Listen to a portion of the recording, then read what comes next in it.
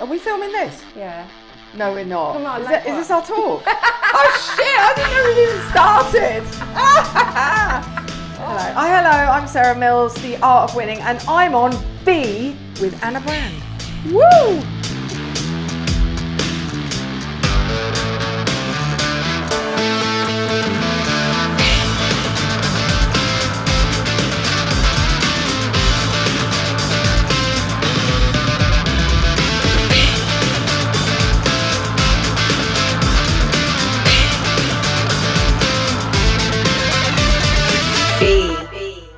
Do you remember, John really got me into, well, my mum was always interested in constellations. She taught us like 5, and I can still remember 5.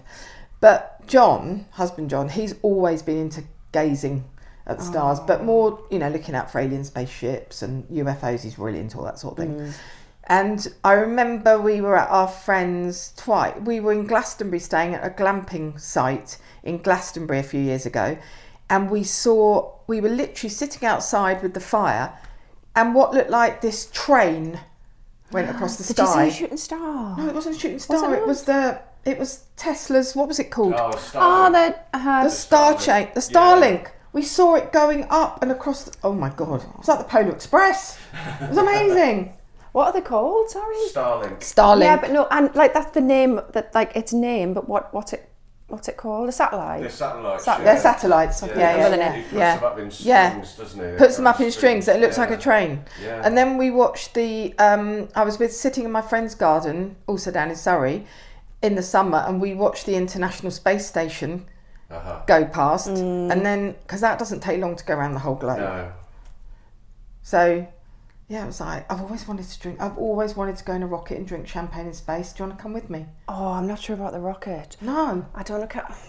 It's kind of terrifying being in You're a there rocket. for the champagne, but... Yeah, the champagne. No, the rocket... Is there another way we can get to space and drink the champagne? The rocket's the only way to get us there. But then I want to sit in the International Space Station where you've got that, like, all glass floor and you're just looking out over... It's absolutely fascinating. I just want to see that. Yeah. I've said for years I'm going to drink champagne in space one day, but I don't know how. Looking at the Earth? Yeah. Imagine. I want to look at it, because when you look at the Earth, it's got no borders. And when you're looking at it, you're just thinking, no, that's just planet Earth. Yeah. You can't see any borders. Yeah, or someone saying, you can't come in here. Sorry, no. No, I just want to look at it like that. Yeah, there's no doors, there's no walls. No. It's just a single just unified looking at planet. it. Yeah, I think that'd be amazing. Yeah, it is amazing. So that's I'm missing Damien now. I'm going to get Damien. Shall I get Damien to come on the podcast? Who's Damien? My son, who's in uni. Has he been on? No, but he's 18, so he's that awkward. He's at the awkward phase. He's doing astrophysics. See, John would have done, if John would ever have gone, we both did art stuff at uni, we did graphic design. But he's always said, if I went back to uni, I'd definitely do either astro or quantum physics. Oh, really? Oh, yeah, he's absolutely loves it. I couldn't do any of those. That's hence why I did art.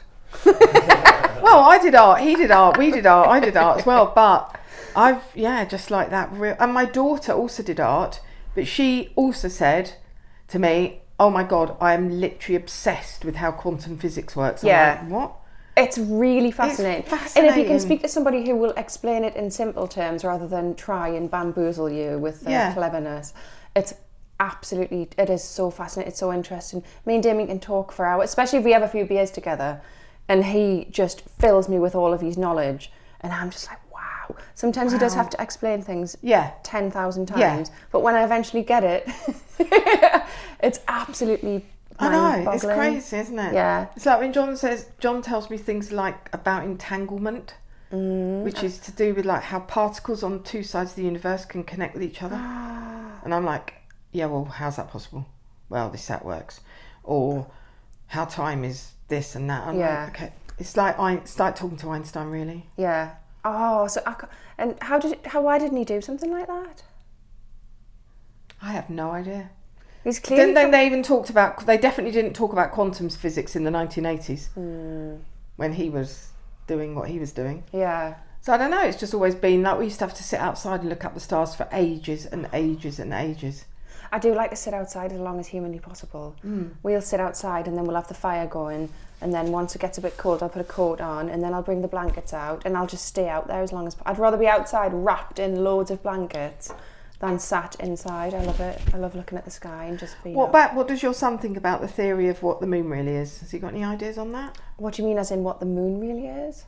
I don't know, just saying, just ask him. Is it made of cheese? Ask him. What does John think it is? Yeah, come on. I can't say. As in what it's made from? Cheese, isn't it? That's what I was thinking. No. We all know that. There are some theories out there. Like what? Are we filming this? Yeah. No, we're not. Come on, is this our talk? Oh shit, I didn't know we'd even started. Oh my god, how come I'm talking about this sort of stuff? This is not my bag at all. This isn't fair. So anyway, Sarah's going to talk about no. What's the moon astrophysics. Oh yeah, right, okay. Lesson 1. What's the moon made of? I don't know. Well, some people think it's been stuck up there, don't they? What? Put up there. What do you mean stuck up there? I don't know. Just go and Google it. I'm not saying anything else. Come on. Go and have a look. It's not your theory, so it's all right to tell it to me. I don't know. It's interesting. I don't know. I don't look at these things, but then other people mention them, and I'm like, oh, how come is that? Like what? I don't know. They think it's held up by a string? Potentially No. I don't know. Something potentially I don't know. Something maybe man-made. I don't know. I've heard some funny things. The moon being man-made. Well, it's funny. It looks exactly the same size as the sun in the sky, doesn't it? As well. That's the other thing that people always say to me. How come the moon and the sun, right? They look pretty. Yeah, but very similar size. I mean, I could hold this cup up to the moon and make Yeah. that look the same size, depending on yeah, but where you're I not held holding it. it up in that place, are you? Anyway, let's talk about something else. Let's talk about the first time you did something like online, as in... What? But I don't mean like something awful. What? I mean when you showed up online, as in the first time you just went right and had to either do a video or a podcast or speak about your business, or like you do now with your Wow Women. Yeah. Like what was your first experience of actually doing that and being terrified? I wasn't terrified of doing my own women because I've been doing stuff online for years before that. So what were you doing before then? Well, because with my business, my online business, because it's all kind of based all around the world because it's online, we've always done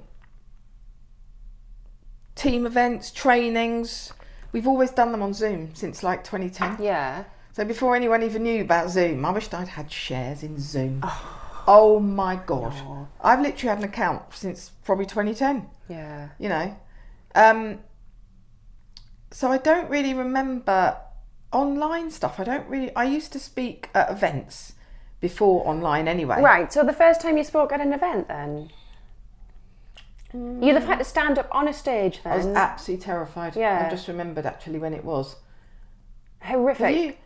Well, yeah, it was... and you wouldn't have been, you would not, if we had a video of that, you would not have been acting like you wouldn't know like me. yourself. No, I remember 2 times, right? So it was when I started my business. So, you know, I've got an online business with Arbonne, the health and wellness brand, right? And so, and before that, I was a campaign planner and marketing agency. You know, I did have to do some presenting to clients sometimes, right?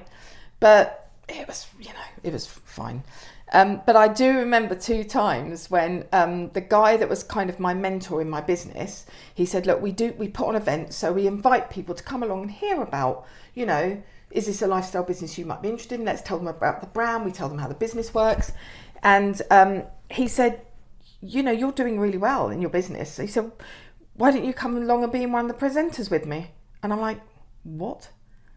Oh, I don't know what to say. He said, well, you know about the company, you know what we do. And I'm like, well, I got to stand up in front of a load of strangers. And I had these white note cards, right? And I was literally holding them like that. Shit. Like now when I think back of it, I'm like, isn't it crazy how when you step outside your comfort zone, it just shrinks. Exactly. And I remember standing there and so the one thing I always remember, this is another massive mindset tip that it gave me, was he would not have asked me to stand up and speak unless he thought I could do it. Exactly. Because he'd have looked a dick as well. Yeah. Right? So you don't know that at the time, but in hindsight, you think, actually, that's a compliment. He asked me, he knew I could. Yeah. He wanted me to step up, which you always need someone else, don't you, often to help you step up, right? But I remember standing there going, like that, right? Don't remember anything that was written on the cards, probably bumbled away my way through it all and everything. And I remember afterwards, and also it's really hard sometimes to ask for feedback, isn't it? Yeah. I thought, so how did I do? And he said, oh, you know your stuff. He said, just remember to smile. Oh. And I've always say that to people now, like when you're on, just smile, because it relaxes everyone. But when you're nervous, well, when you're not relaxed and nervous, you don't. The last thing you forget do to is smile, don't you? Or you awkwardly smile. But isn't it? And yet, you'll have told that to people, to so many people, just in an environment where someone hasn't said stand up and tell it, and you can just do it naturally. Yeah. But yet, as soon as someone asks you to do it. Yeah. In fact, even if you had just sat around a table and someone had asked you to do it, you still would have been able to just naturally just tell everyone. But as soon as you stand up, like, is it the standing up? Is it the fact that everyone's sat waiting eagerly for you to tell them something cool? I can still feel so that feeling now. It's horrible, isn't it? Yeah, I can still feel that feeling, and also, you don't really remember it at the time. No. I remember doing another event up in Covent Garden, and we had a little room. It really didn't feel much bigger than this. Above, I can't remember what the name of the club was. Anyway, it was like one of the first small events that we'd done in London. And I just remember me and this guy standing there. It wasn't even a stage. We didn't have a PowerPoint. We had nothing. We were just like, hello, thank you for coming along tonight to hear about whatever, right? And we were like, what should we do? Should we put out 3 or 4 chairs? We didn't know how many people coming.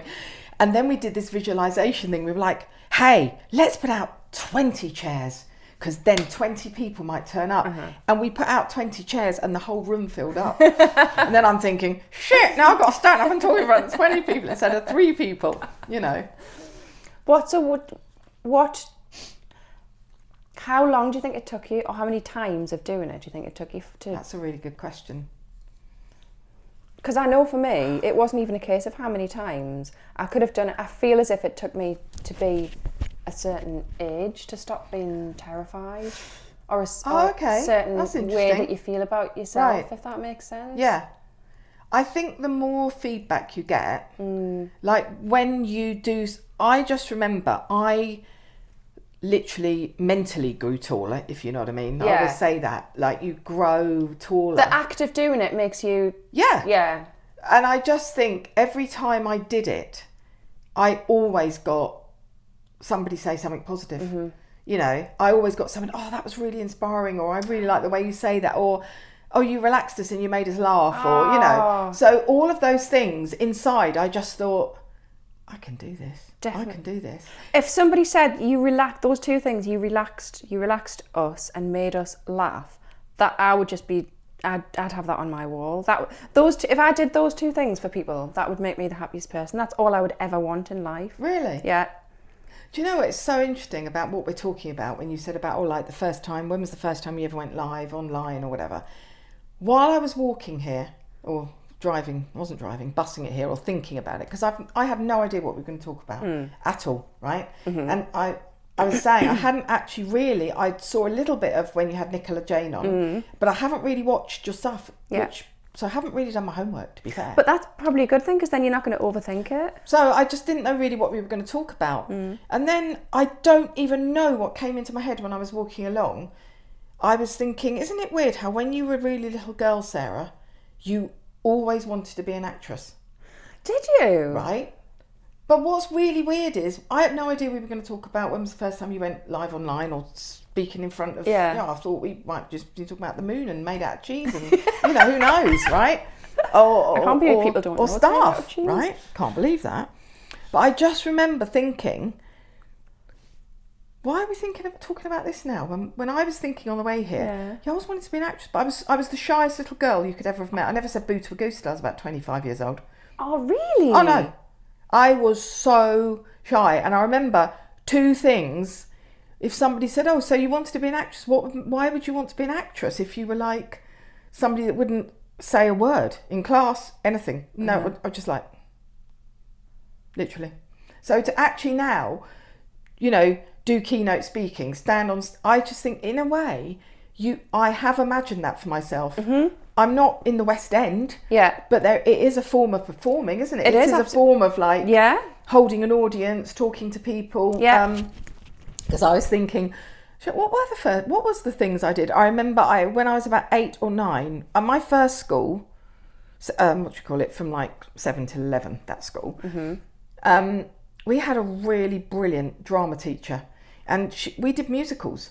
So we did Oliver, we did Scrooge. Wow, did you? And I remember I had one line in Oliver, which was, mine came after, would you climb a hill? And then I'd sing, where a daffodil. That was it. That was my line. That was it. Were you terrified to do it? Yeah, but I did it. Yeah. That was one line. That was all said. And then I had to play that Cratchit thing. Boy, Cratchit. I did have a small, short bob, so maybe they thought I was a boy. I remember I had to sit. Why was I playing thingy Cratchit from Scrooge? I hate my teacher now. What? Let's talk about that a bit more. I just remember sitting at this table, right, and I had this giant paper mache turkey in front of me, which was obviously the Christmas dinner. I don't think he said anything. I just remember thinking, I'm on a stage and there's loads of people. Oh, this is quite okay. But that was it. That was the last dream of it ever. Finished at 9. So I didn't have any words? I don't remember saying anything.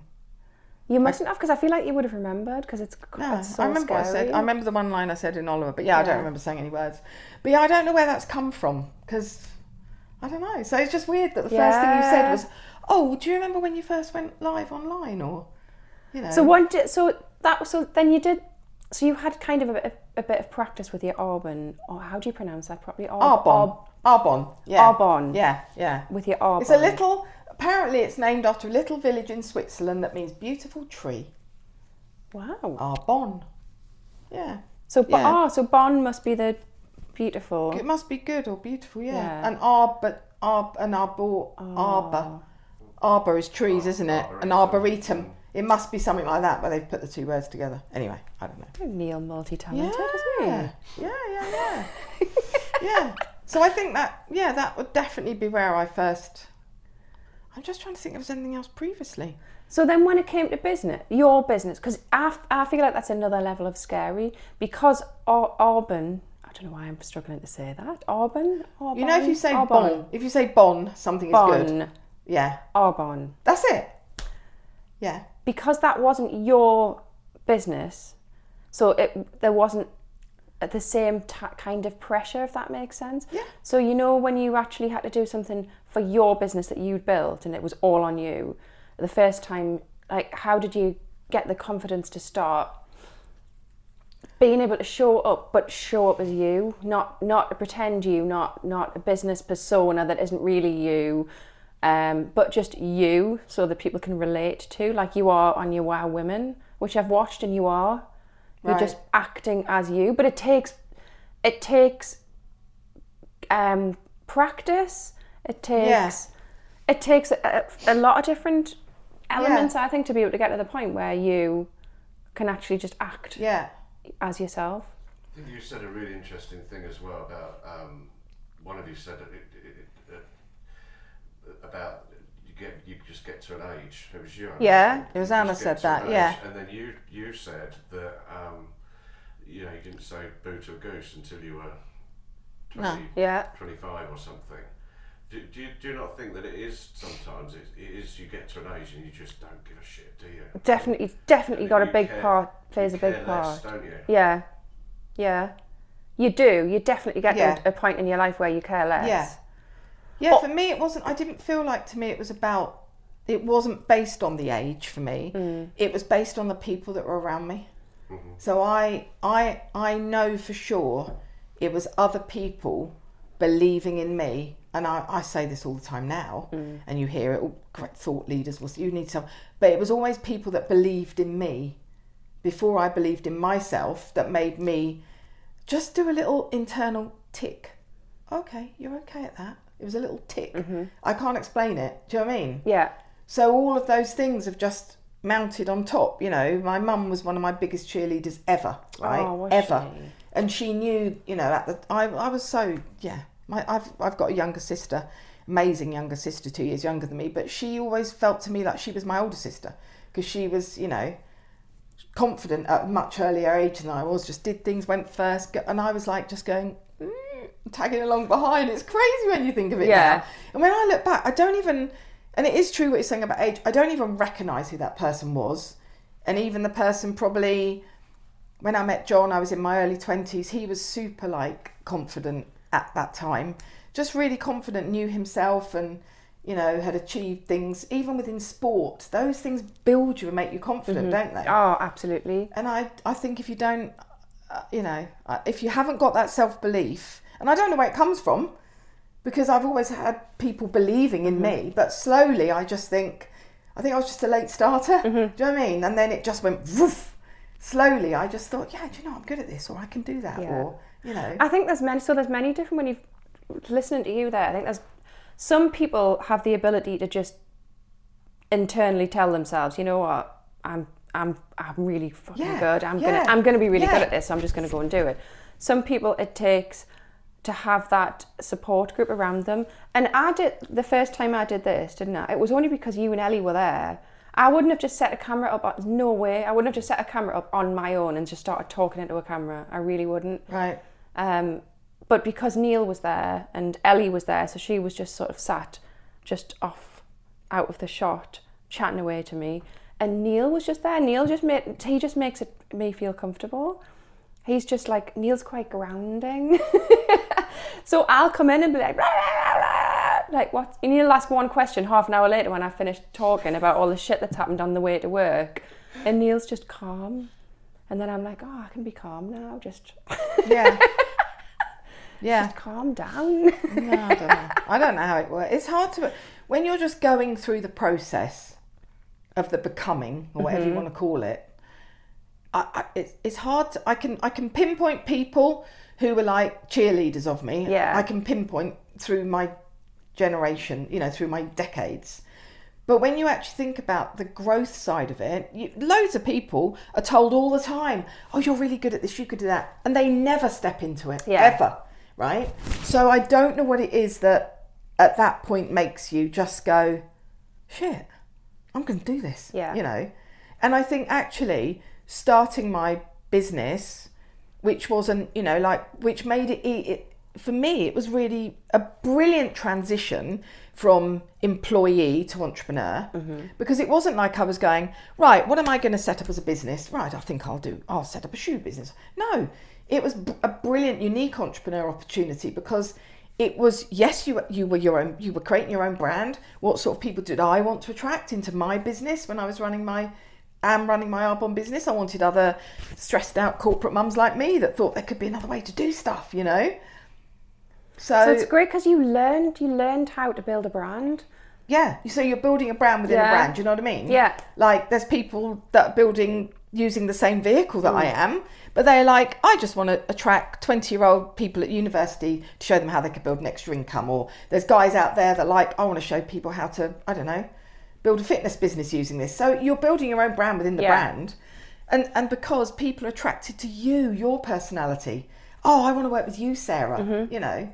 So for me, it's just been a progression. I don't. It's hard to explain it. It is hard. But now it just feels completely natural to me. You know, I'm not. It doesn't. Yeah, I'm sure I'm absolutely going to one day be on a keynote speaker on the stage in Las Vegas, where there's 20,000 people. I'm coming to what? Yes. Are you coming, Neil? Let's go to Vegas. Let's go to Vegas. I've never been to Vegas. That'll be my excuse. Yeah. I have to go to Vegas now because Sarah's keynoting. You have to go. We go every year. We have a conference there. You can go anywhere. Yeah. But not in June when it's 43 degrees it was last year. I couldn't cope with that. But yeah, that's a crazy city to be part of. But yeah, and I love that as well, that anybody can build their, you know, like I've seen loads of people that have, you know, they're standing on a stage talking about mindset or personal development or all the things they love in front of 20,000 people. I think you've got to have that thing inside of you. You've got to have that kind of ambition as well that says, do you know what, I'm going to really push myself out. You've got to want to push yourself out. You've got to want to grow. You've got to want to become something, whatever it is you're supposed to become.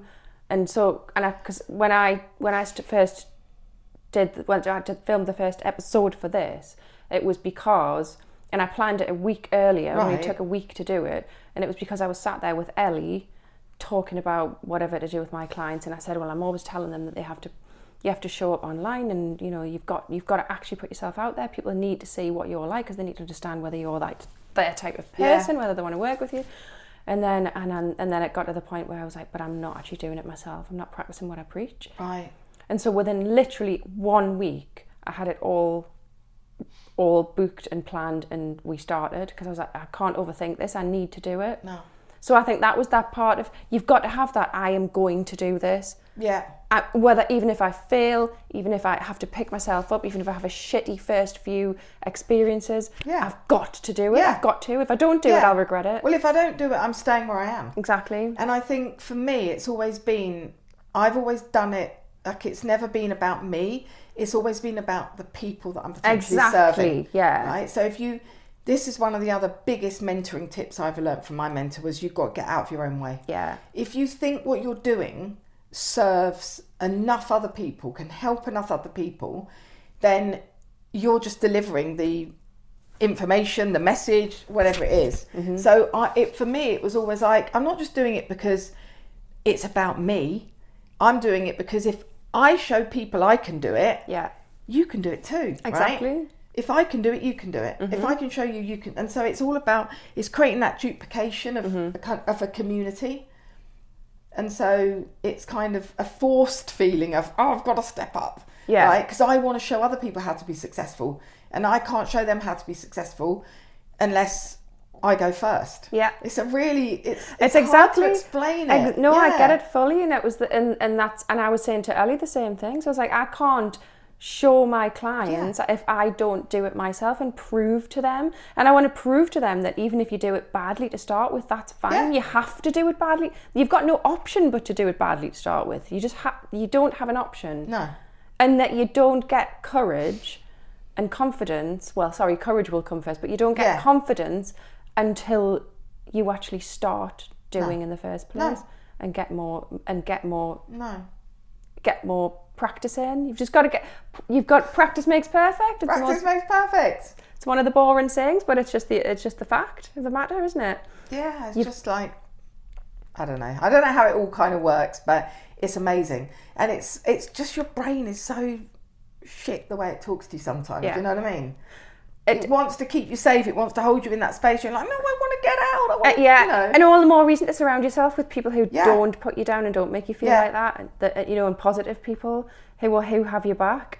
Because we know that we're going to get shit in the outside world anyway. Yeah. You know you're going to get someone who, you're going to get trolls. You're going to get people who, she's shit, she's that. But that you can deal with those bits as long as you surround yourself with the right kind of people. Yeah. You're Wow Women. How long have you been doing that for? So that will be 4 years in February. Wow. Yeah. Wow. Yeah, so 4 years. Before you started doing that, how had you already sort of put yourself out there, as in your video, you're on your own, you're talking to the ether? It kind of, that also evolved from something else. So when I lived in Dorset for 7 years before I moved here, when I first moved to Dorset, I didn't really know anybody. My husband and I didn't know anyone. We just wanted to live by the sea. We got our son into secondary school there, and we were like, oh, we're moving to Dorset. Brilliant. So I thought, how do I make friends? Well, the best way to make friends has always been to go networking, right? So I just Googled, women's networking in Dorset, and up came this organisation called Successful Women in Business. I messaged whoever was the founder.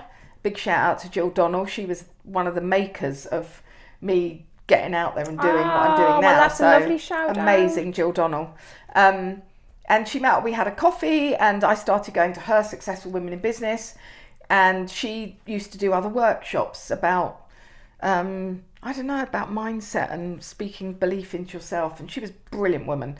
And then she one day came up to me and said, you'd be really good at leading one of these groups. I'm thinking, okay, will I? So someone believed in you before you believed in yourself? Again, happens all the time for me.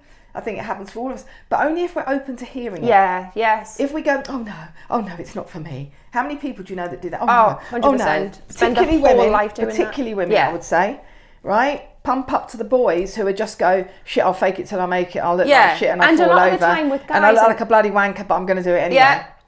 And I've spoken to guys have admitted to this. A lot of the guys that when they get a compliment, they take it. They're like, oh right. When we get one, we are like, no. Yeah. That's just, they're just saying anyway, nice. So yeah. She was very good at asking me more than once, right?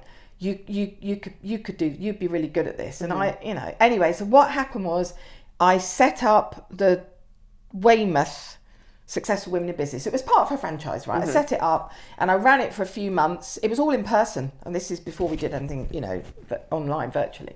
And then we kind of went into that funny year that was called 2020, and it all sort of stopped. And I thought, well, I'm going to do it online anyway, because Jill was doing some stuff online, and did it online, and that was fine. That was through Successful Women in Business. And then I moved up to Newcastle in 2021, and loads of the people that I'd worked with down, oh, we don't want you to go, why can't you, blah, blah, blah. So I thought, okay, I'm going to set it up online. But at that point, the Successful Women in Business had kind of stopped because Jill retired and everything. I thought, I'll just do my own thing.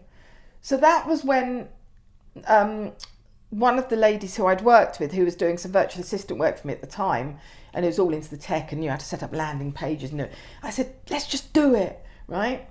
So that was a big shout out to Donna Emery, the digital doctor now, because she's the one that got all the landing page set up. Oh, she brilliant. created all the automated email. You've got to have that. Of course, yeah. I'm good at sharing the vision and bringing the energy, but you've got to have people in the background that do the shit you can't do and want to do it with you, So we set that up in 2022, and it was always and will remain, I say a passion project because it was at the time. But I like doing it for free. I like the fact that it's created some amazing collaborations, and women from all over the place come to that now. And that would have been different again because it was your thing. Yeah. So that would have felt more personal in a way. Yeah. It was the same kind of message that I was bringing to people, that you can be whoever you want to be, step into you, shine the light, be positive, stay open-minded. That's really my message. You can take all the shit that's going on in the world and you can absorb it, or you can just go, not my shit, can't do anything about it, and just stay in your own lane. Yeah. Right? And I genuinely am that person. It's not just a facade, Yeah. I genuinely feel like I just want to be that. I'm only here for a short time. I don't need to wallow in crap. Yeah. Yeah. So, and it's not that I'm not aware of all the terrible things that are going on out there, but it's how long do I want to stay there? That's the things I've learned. It's I find that I kind of absorb everything from everybody. So if I speak if I speak to my mum on the phone, for example, and she's in a bad mood, or I'll absorb that for the rest of the day, and then I'm feeling bad, and then I just feel guilty about things. I take things really personally. I'm a nightmare. That's why I have to completely switch off from everything and go in and zone out. Right. Yeah. So although I don't come across like that, I really do I take things quite. Yeah, I can get hurt quite easily, but I'll shrug it off quite quickly, and I'll dust myself down, and I'll crack on and put a front on. But internally, you're thinking about it. Eat me up. Yeah. Mm-hmm. And how do you go past that to go bring back the Anna spark, or I need to move on? What do you do? To be honest, it's Jason. It's my husband, because he's such the opposite. He doesn't wallow in things. No. He can speak to somebody and have it right, blah, blah, blah, blah, blah, and then go, are we done? Right, cool. That's it. I'm like that. Are you? Yeah. I'm like, I need to get out. How do I get out of this? Whereas to have Jason, because we're the opposite like that, we definitely balance each other out. So he'll be like, what's wrong? And I'll say, oh, this, and this. And he'll be like, right, we'll talk about it. And like, right, we move on now? And I'm like, well, yeah. And he's like, well, no.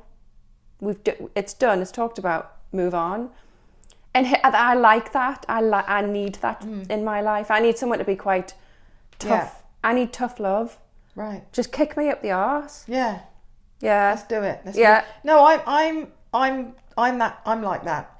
And you don't need to, I don't think any of us need to overanalyze it. It's just the way we are. Mm-hmm. And if we don't like something, if we really don't like something and it's really affecting us, then yes, we should seek some way to change it or to find a different tool that works for us that we can click out of it. Yes, it's the thing that works for you. Exactly. But if we naturally, like people have said to me, well, you can't always just look on the bright side. I've had that, and it's being told to me as if it's not a compliment. Okay, you can't always just look on the bright side, and I'm like, well, fine, you don't have to. And it's not about being only looking at the surface level of stuff. Yeah. Because like I say, I am a deep thinker. I love philosophizing about stuff, but it's just about what makes me operate at my highest self, at my most productive self, is someone who goes, I can't change that, but I can do something epic here, right? Or, have an argument with someone and then go, okay, well, that was about that, but that doesn't mean everything about us is crap. Bit like with what you're saying about husband. Yeah. Right, move on, snap out of it. Brilliant. Let's go. I love that. If we didn't have people like you, we'd be screwed. Could you imagine? A lot of people overthinking and overanalyzing something, and there's nobody there to go, right, come on, let's move on. I'm like, oh, okay, right. Yeah. Move on. But sometimes it does also have the element of, I didn't see that bit coming, or I didn't look at that because I didn't think about it in that deep enough way. Whereas that's where we come in, you see, that's where we balance each other out. That's where it's really good. Mm-hmm. And also I think if we all just I've accepted that I'm here for a certain purpose, and I probably, like Neil was saying, like maybe you get to a certain age, and I now completely own the person I'm supposed to be. Yeah. And that might change in another 10 years, but right now, it's like, no, I'm supposed to be just the person that, makes people think, actually, anything is possible. I could do it. Yeah, you said I could, Sarah. Mm-hmm. And that's 100% through lived experience. Yeah. Because people have said that to me. And so I just think, there's other people to dig deep and be the super empath. That's not me. Yeah. That's not my job, right? I don't have to be all things to all people, We do I? need that mix, though. We need absolutely it. need that. Whereas I love that you said that, because there's been times where Jason's been maybe about to say something to somebody, or something's happened and he hasn't quite noticed, and I've said, wait a minute, what about? And he's like, oh, do you think? And I'm like, yeah, definitely. He's like, right, I would never have thought about that. No, so I'm pleased you said that. Yeah, and he wouldn't have. He would have just been. Yeah. So yeah, it's so interesting. I love how different everybody is. It's so crazy, isn't it? How it comes around. Yeah. Especially when you see how you morph through your own life. Mm-hmm. Because I would have been the person from 7 to 17, even older, who would have just listened to everybody what they were saying and not said anything. I was the opposite. I was a complete mad. I couldn't keep my mouth shut in times when I should have. Right. And I got myself into trouble, and I went down some stupid roads that I shouldn't have. Oh, we've all done that. Yeah. But it took me a bit longer than most people to come out the end of it. But then again, that how two people can balance each other out. So when I met Jason, I would always I couldn't keep my mouth shut. I couldn't keep my gob shut. Whereas he taught me that, Anna, not everybody wants to know what you think. Not everybody has to know your opinion. And just because someone doesn't think the same as you doesn't mean that that's wrong. And I'm like, okay. So that's so interesting, isn't it? But I've taught myself, and at first it was really hard, and I was like, I need to tell this person that, and they're like, Jason's like, you don't need, I need to, and then I'll be able to relax. They need to know what I think, and then I'll relax. But now it's got easier and easier and easier, and now I'm okay that someone doesn't know that I think that. I'm all right, and I'm all right that you don't have the same opinion. And in fact, now I embrace it, and I like that we have different opinions, because now we've got stuff to talk about, and we don't have to argue. We just have a cool debate. Yeah. But yeah, that's definitely. I think those are the really good relationships as well that can really kind of flourish, I saw something, I posted it actually a couple of days ago on LinkedIn, because, you know, John and I have always like been quite, even before we went into corporate, we were quite entrepreneurial. We had a couple of funny little businesses we hadn't, you know, stuff like that. Didn't quite work out. I want to know what they were. But we've always been quite like go with the flow, entrepreneurial, even though we've both worked in corporate for a long time. But just, you know, coming, particularly John, like, you know, oh, well, we could do this and ideas for that, and having this kind of almost, at the time, back in 20s and 30s, absolute certainty it's going to work. You know, I would never have done anything like that. But there was just that, yeah, well, we might as well just go for it. But all the mega successful people say the same thing. They've had to have had that mindset of, well, I never thought for a second it wasn't going to work. No. Because if you think it's not going to work, then it's not going to work. No. Because then your mind's going to give you all of the reasons why it won't work. Whereas at that time, probably I would have said, oh, yeah, we shouldn't do that because of this and that, and And John was always like, oh, why don't we just go for it? What have we got to lose? Which is such an amazing mindset to have. Brilliant. But I didn't really appreciate it then. But, you know, and every week it would be like, what's the big idea going to be this week? You know, and then I would really miss that. Do you think has that not kept your marriage really sparky because you've had that? Probably. Like a lot of marriages don't they? You know, when you've got to, because obviously we both run businesses. You guys do. Yeah. It's definitely gives you a different dynamic in a marriage, doesn't it? Yeah. Oh yeah, definitely. I mean, John was always far more adventurous than I was when we were in our early 20s, you know, way more adventurous. We went off to the States because of him. We lived there for a couple of years.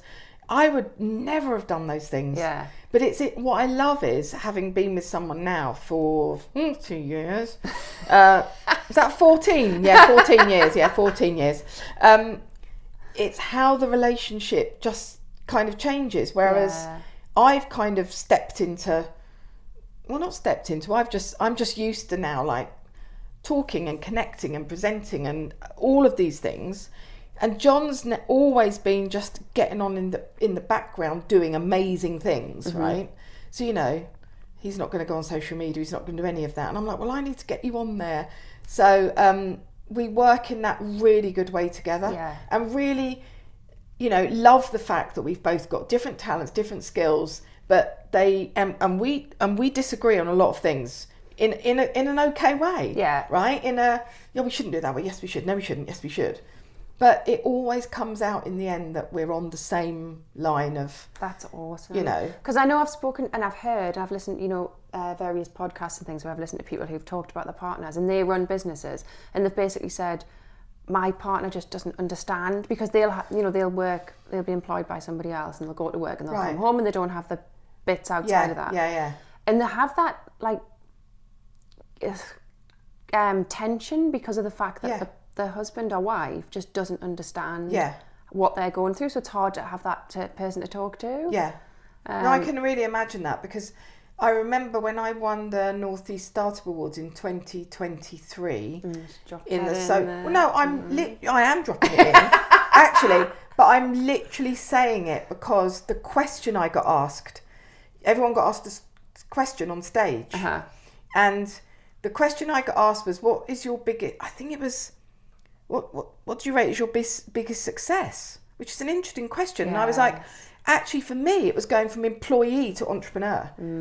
Because the mindset is completely different. So I completely understand if you've got someone that's always worked as an employee all of their life, which is absolutely fine, we need those people, and then you've got someone who's in business, it's not the same mindset. Because if I had still carried on working in my corporate job always, when I finish, get home, just switch off, don't think about anything else. I'm not responsible particularly for anything major. And then you're working with someone who's, oh my God, you know, I've got to do this and I've got to get there and I've got to shoot this and I've blah, blah, blah. The other person could be going, what are you doing all that for? Yeah. I mean, blah, blah, blah. And you can understand actually why the other mindset and that it's a very different mindset. You can understand why that other person's like, for fuck's, you know, we're at home now, we need to spend time with what are you doing that for? And being angry and then that causing resentment and I can really understand that. But I think it's because John and me always love flying by the seat of our pants. Yeah. You know, like... It makes it exciting. It makes it exciting, you know, and it makes it ridiculous sometimes. Yeah. You know what I mean, like... Who do you think we are? What we are? We'll just set this up, or we'll just do this, global thingy. I will set that global up. thingy. We'll do this global thingy. We're doing a global thingy at the moment. But we'll just do it, But it's almost like we really love the chase. Yeah. Yeah. It's a bit like, in a way, a bit like the dating game, if you think about it, Some people really like the idea of the chase, Yeah. If it then becomes, well, I've got a partner, it's a bit this, they're like, oh, I'm on to the next one. It's kind of the I get that. the That's a good pace of the analogy. chase, Yeah. which is why I've always loved, in the business that I'm in, when I was in marketing before, I've always loved meeting new people, finding out about people, like, what do you do and what lights you up, and that's also part of the chase. Yeah. I think that's why I like doing this, because I'm really nosy. I love knowing about. Yeah, you're good at asking questions. I'm already thinking, I really want to ask you, right? How different do you think you would be as a person as opposed to now, had you never ran a business and you just stayed employed by somebody else? Wow.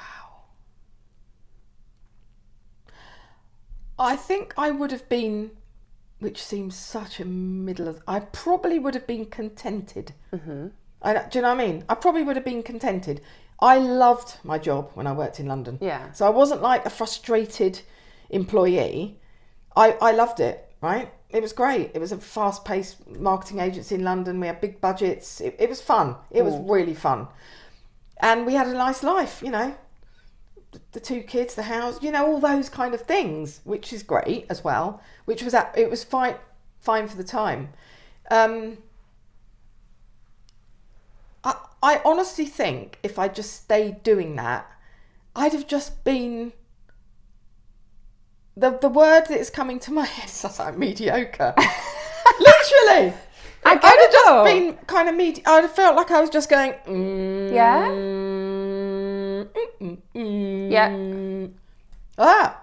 Because what could ever get you higher than the little blips? Yeah, I don't know. It's just, I can't imagine now not having that. And like I say, John was much more, always been very entrepreneurial anyway. And even when he was working in corporate, he was like, I don't want to be doing this, I need to go freelance, and I feel like I'm my own boss and be freelance, He never towed the corporate line. He was always a bit of a radical.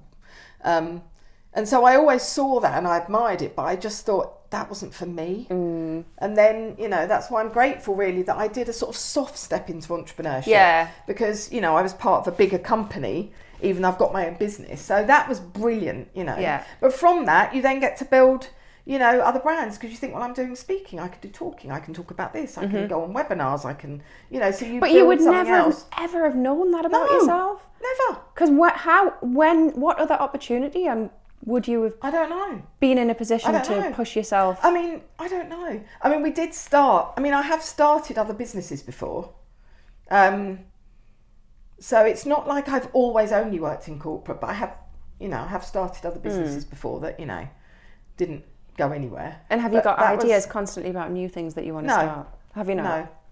Not really, no. I've got new ideas of how I can evolve things I'm currently doing, but I'm not like, do you know what? I really want to set up a seed business or a vegan sausage business.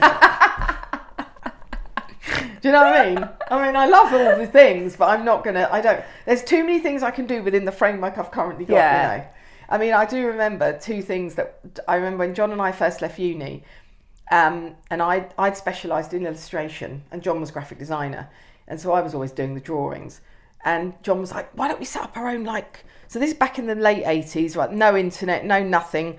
I don't even know how people did business in those days. I literally have got no idea. When I look back on it, I have no idea. Let's set up our own t-shirt business. Let's call it Deck Chair Design. I'm like, okay, I'll do the illustrations, right? So we did these business cards with deck chairs on them, and we're going to sit in our deck chairs in Greece on the beach and run a business. We were ahead of our time, right? So I did all these t-shirts. I illustrated loads of t-shirts.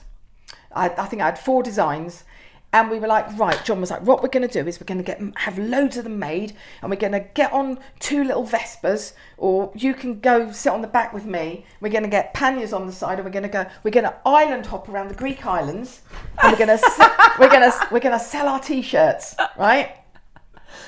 Okay. I mean, now you could video it, couldn't you, what you were doing? Yeah. You could have your own Shopify, you could do it all. I have no idea. We're living in Putney, right? We've got these t-shirts. How are we going to sell them then? Don't know. Well, anyway, my best friend's dad, who's now 85, he bought one. Oh, did he? He's still got it. He wears so you did sell one? He's still got it, and she sent me a picture recently of it. It's 40 years old and he wears his pyjama top. I really want to see the please send me a picture I'll send of the you one t-shirt. at some point. I will, yeah. Yeah, so that didn't last long, that one. Did you get to Greece? No. Did you buy the Vespas? We did go to Greece once, but that was just on holiday. I think it was maybe when we came back from that. We were like, yeah, should we do island hopping? Well, we need to make money while we're doing it, because how are we going to do the island hopping? Do you know what I mean? So we need to have a business. So there was always that streak in it, you know? It's crazy. But you know what? That's absolutely a business you could do now with TikTok. Couldn't you? Oh, everybody would love it. Like, oh, they're coming to our island next. 2 old people in their 60s on their motorbike going, whee! Let's go! What would you call it now, though? Don't know, not deck chair design. No. Don't know what I call it. Have to have a think about that one. But so I remember doing that. But at the time as well, none of that ever felt like failure. Yeah. So this is what's interesting. So I don't know. There are certain things that I don't know if that maybe the older you get, you worry more about failure or less. I don't know. But at that time, we never felt like, oh, that hasn't failed, or we're crap. We just thought, oh, that was a bit of fun. Yeah. That's all we thought. Exactly. So exactly enjoying the chase. We just thought it was fun. Yeah.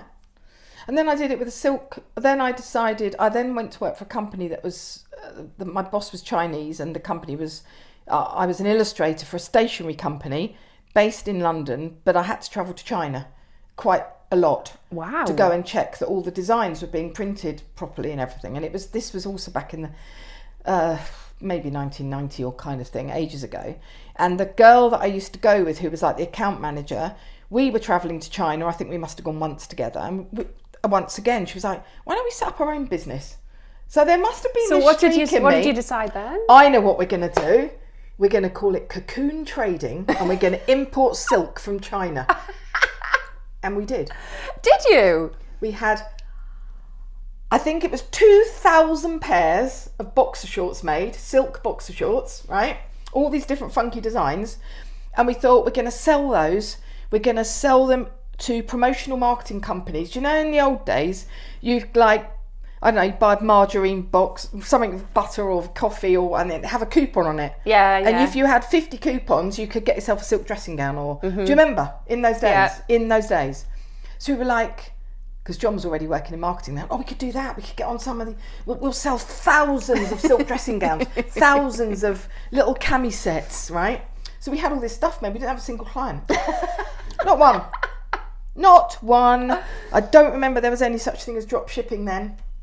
So what did you do with it? 2,000 pairs of box shorts made, imported back from China, because we knew all the avenues how to get stuff back, obviously, and we didn't sell any. So I lived in Putney again. That's 2 businesses I had when I lived in Putney. So I thought, I know what I can do. I can put them all in a massive bag, get on the bus, and I can sell them at Camden Market on a Sunday. 7 o'clock in the morning, getting on the 22 bus up the King's Road, right, with a fucking great bag on my back. Set up a little stall. I sold that for £5, £5. Half the time I'd eat, I was so hungry by the end of the day. I had nothing to eat. I'd go, well, I must have made that. I'd take that money and go and spend it on something to eat. So yeah, importing silk from China. Did you sell them all?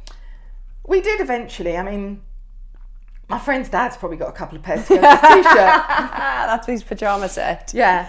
And my friend that I ran it with, her dad was he worked in the law. He was a judge in one of the courts in Europe. I can't remember where he was, in what city in Europe.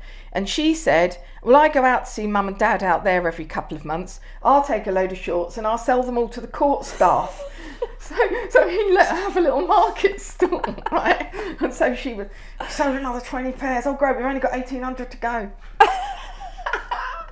I love that. So you were a proper Del boy on the market in I Camden. must have been, wasn't I? Yeah. Just going back to the Greek islands and the t-shirts and the Vespas. Yes. And the name. Yes. Mills and Vroom.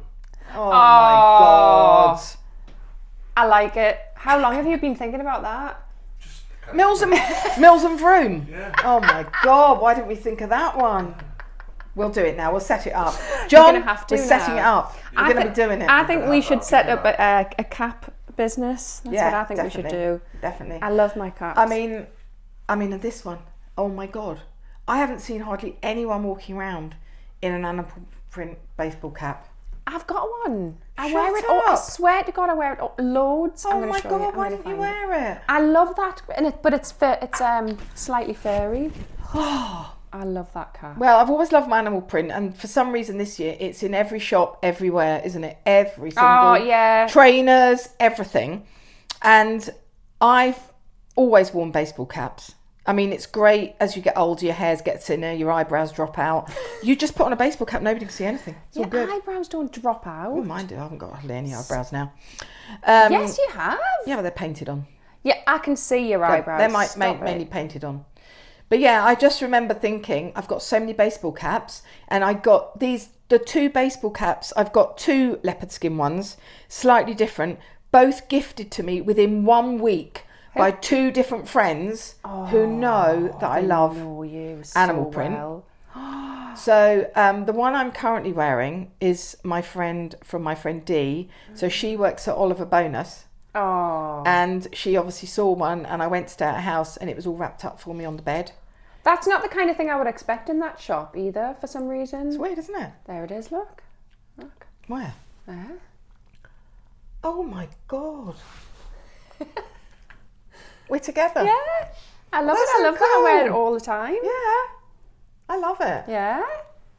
I love hats. Just love hats. Yeah, I always think a bit of a baseball cap and a bit of bling. It's almost like it's like Sunday in Hollywood, isn't it, really? Yeah. I had my bling earrings on, but no surprise. I was putting them in the car on the way here because I was running late. No surprise. And I lost the back of the earrings. That really isn't. Oh no. Well, you've got funky glasses on your head now. I have, yes. I was waiting for an excuse to have to read something, but unfortunately, not yet. Oh no, that looks good. I think you would definitely get a job on the news station now. I've started. Don't you? Look at her. I've started doing the whole looking over the glasses thing as well. I've been dreading having to wear glasses, and now that these are your first glasses? These are my first pair of glasses. Oh my God, I've worn glasses since I was 7 years Oh, old. have You've done you? really well. Yeah, those horrible blue ones from the NHS. Well, it was May last year that I went put them on? that I went for my prescription. Oh my God, I've got contact lenses in, and I can see through these completely clearly. They look cool, don't they? No, they I'm not really joking. do. What is your prescription? I have no idea. It's nothing. There's nothing in your prescription. They're not real glasses. They're not. There's not much in them. There's not much in them. Because I can wear. I'm very, very long sighted, so I've got a But plus. these are for reading, though. Yeah, I know, but then you I shouldn't can be able to see I can far see away. normally through your glasses. I can't see anything. It's all blurry No, over there. I can see everything. It's a bit blurry, but bearing in mind I've got my contact. Oh, they're very light. You've still got really good eyesight. You have. Well, you must have. When I'm wearing these, when I read with them on now, and then I decide to take them off, and I feel really blind. Right. I reckon they're only like. But then plus they are. one or yeah, something. they're not. I think it might be 2. Oh, plus 2s. Yeah. Right. I've got plus 7.5 and plus 5. Oh. I've got these ones where you have one. So I've got one contact lens in one eye, which is plus 7.5, and one that's plus 5, and one's for long distance and one for short. And your brain works it out, and then you can just see perfectly with both eyes. Really? Yeah. That's made my. That's amazing, isn't it? That's bizarre. I know. It's incredible. Well, I was because I was just like, I don't want to wear glasses, and I kept trying them on, and they looked awful. And then when I finally got these ones, and I've only had them a couple of weeks, So every time I'm in the restaurant... You're not wearing them now? Oh, pass the menu, Jason, because any excuse to put them on, because I love them What now. happens if you wear them all the time? You can't see properly. Oh, no, I couldn't. Oh, no, you can't. No. That, everything's blurry now. Oh, it's just to put them on. But I was watching the telly last night and I was doing something on my phone and Oliver was over there. So I was doing, and then Ollie asked me a question and I was like, sorry? Who's Ollie? My son. Your son's called Ollie? Ollie, yeah. So's mine. Is he? What? Oh! We've both got a son called Ollie. Yeah. I love that. See, we've got so much in common. Ollie. Is it Ollie? Yeah. So's mine. Oh, I mean, not Oliver. He's not Oliver. Mine's not Oliver. Oh no, he's christened Oliver, No, but he mine's won't not have Oliver. anyone call him Oliver. No, we've just called him Ollie and christened Ollie. Yeah. Oh, is he christened Ollie? Yeah. Well, He had a naming ceremony. Oh. The Well, non-religious I'm version. saying christened. He's not christened. No. But he's Something. Just yeah. Registered. He's registered that he's registered alive on the earth. Oliver. But he's already said he's going to change his name to Ollie because he doesn't like people calling him Oliver. Ollie. And isn't it such a cute name as well? I love the it's name lovely. Ollie. Yeah. And then Damien gets nicknamed Damo, so it's kind of Ollie and Damo. And then Kieran, my stepson, who's basically he's one of my three anyway. And he gets called, and this is a weird one, Kiwi. But that goes from back when he was little. Jason said it was something to do with when he was little. Is that because he's got a New Zealand accent? No. Oh. It would be weird if he just randomly talked. Yeah, he just had a New Zealand accent for absolutely no reason whatsoever. Right, so I do want to just ask you. Yeah. Since putting yourself out there. Yeah. And being you, what do you think that does to you as a person, as in growth wise? For me, it makes me feel happy. But you could have potentially been happy without doing that. Yes, but that is true. Mediocrely happy. You'd have just been mediocre. I'd have been mediocrely happy. Yeah. I was happy with.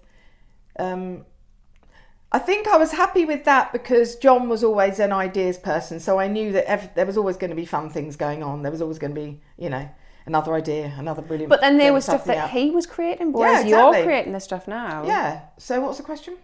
How has it affected you positively? Whether it's mindset, personality, right? The act of doing that thing of putting yourself out there. Not really giving a shit what anyone else thinks is a really nice feeling. But I think most people go through so much of their life thinking, I can't do that because so-and-so wouldn't like it, or they might not approve, or what will people think of me, or blah, blah, blah. I mean, to be fair, I was saying to Neil earlier, I mean, this is a great city to just... We're in Newcastle, everybody, whoever's watching this. But this is a great city to... Nobody cares. Yeah. In a good way. Yeah, in a good way, You just be your own person, like I was saying earlier, if I want to walk down the Grey Street at, I don't know, 9 o'clock in the morning wearing a pink cowboy hat, nobody cares. Nobody cares. People are very accepting here, aren't they? People are really accepting, and I like the diversity of, I've done the walk of shame. I've done the walk of shame through Newcastle, and it was only like last year or the year before with Jason. When we went out in town. We ended up booking a hotel last minute, so I didn't have anything to change into. No toothbrush, nothing, no makeup, and so I had to just put last night's clothes on and walk through the town. Oh my god! I've got a photo of it. I actually posted it on social media in walk of shame. You're never too old for the walk of shame. You're never too old to do that. Yeah, no. So I think the best thing about it is that for me, it's just do you. Just be you. Yeah. I don't know how else to say it, because when you have got your own business, you are having to do you anyway, because if you don't put yourself out there, no one's going to know. You might have the bestest brilliant idea, but if you don't put yourself out there, no one's going to bloody well know about it. So you get to that point where you just think, I don't care if I just surround myself with the right people that are going, cheering you, and then you become a cheerleader for so many other people. Exactly. And all of a sudden, everything just rises. Because some people are going to love you, some people aren't going to like you, but some people are going to love you, and that's the point. Yeah, it doesn't matter. And I love the fact that now that there's no shock when people meet me now, because they know what I'm like. This is what I'm like. I'm going to forget my words. This is how I sound. that I'm going to laugh and take the piss, and that is just how I'm going to be when you meet me. There's that you don't need to learn anything. No, you can see already whether you're going to love or hate me, and that's how it should be. Yeah, I think people as well now, in a really good way, because of obviously everything, being online, everybody being behind screens so much of the time, even though people love getting out now, meeting people in real person. I just think the other thing that makes it really brilliant is people actually just want to hear people's real stories. And I think that storytelling thing has become really prominent in business. Even just more be vulnerable, so after lockdown. Be real. Yes. Yeah. Exactly. In my corporate days back in London, and that was it was an out there kind of place. I wasn't working in a law firm or something really, I don't know, just a bit more kept down. But you still really, really couldn't be your 100% personality. You still had to have a professional edge. Exactly. If you were leading a team, you still had to be, I've got to be respectable and blah. Whereas now, no one gives a shit. Yeah. The entrepreneurs of today are rocking up in their baseball caps, their jeans, their joggers, and they're running multi-million-pound businesses. And exactly. It's all good. And they're being real and they're being genuine as well about it, a lot of them. Think about all the people who have to go to work, and especially the guys, because it's easier for women, I think, when you have to, if you have to look smart to go somewhere. We can still look smart, but funk it up a bit. But back before when it was not all right, men had to wear stuffy suits and shirts buttoned right at and a tie that they probably hated, and suit shoes that they probably hated. And it's getting, apart from obviously certain environments where you clearly still have to do that, but it's just getting less and less important. Yeah. As long as you're clean, you want to be clean. Yeah. Clean and smart doesn't mean suit and tie though. No. I think it just shows more personality as well, doesn't it? And people now talk about, we want to know the personality behind the brand and, what's the real. So there is just this element. And as humans, we love storytelling anyway. That's what we're made for, isn't it? Yeah. So I think this whole going back to how you, tell your story online. I met been talking to an amazing young woman. I mean, she is in her 20s, called Georgia Sargent, and she's got her own, I don't know if I've only met her twice. She did a brilliant webinar about how to tell your story online, really genuinely, and just be you. Sounds think brilliant. About something from your past and your present and your future, and you can bring that into a really nice way of, creating intrigue, because, I don't know, otherwise, how do you stand out from everybody else? Or maybe you don't need to. Maybe you just need to crack on with your shit behind the scenes. But standing out from everybody else is just quite simply turn the camera on and talk as you, not as trying to sound like somebody else or trying to sound more professional, trying to sound more... If you are just you, sounding like you, then you are standing out, because there's no possible way for you to sound or be, or anybody else to sound or be or look like you. No, it's true. And it did take me quite a long time to get the corporate cloak off, sort of thing, because you just get so used to it. You just exactly. And after a while you just think, I don't really care. Just do your thing, be you, and most importantly, just don't overthink it. You can only get better, can't you? Absolutely. And what a great note to finish on. I think that's brilliant and fantastic advice. Thank you, Sarah Mills. You look absolutely cool as fuck. Thank you so much for coming. Thank you, Anna Brown, for inviting me in this beautiful room full of greenery and monkeys on the walls, and your beautiful glasses and the cool vibes. And cool vibes. I've only just seen that. Yeah. And I'm glad I got here an hour and a half early. Woo!